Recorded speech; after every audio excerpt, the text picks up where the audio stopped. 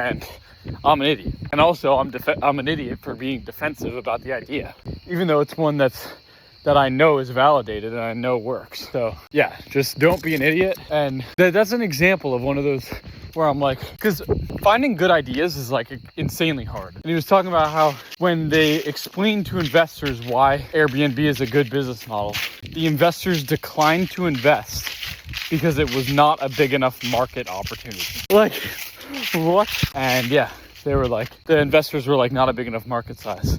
And you look at that and you're like, how is that possible?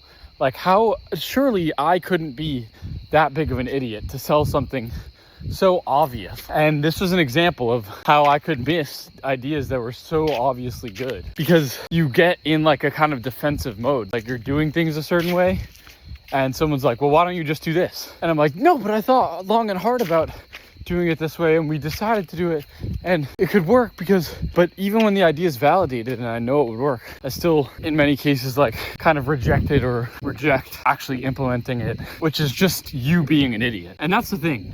If you aren't aware of how you're acting, you're gonna just be an idiot. Like, human behavior, I don't know if this is just the way that it is, but being an idiot is just part and parcel of human thinking.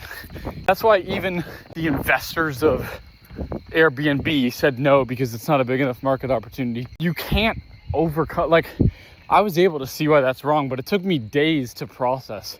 Like, it took me it happening in real time, me feeling a little defensive, but being able to get over it, but still feeling uneasy. And then days after, and then hours after, thinking back to the moment, then days after today, when I'm finally making this video, being like, yep, I was absolutely wrong. And I'm an idiot for even getting a little bit defensive about that. And so, yeah, it's because every idea in some way, kind of, and this is an interesting, because I was listening to the Diary of a CEO talk to Dr. And one of the things they were talking about was ego.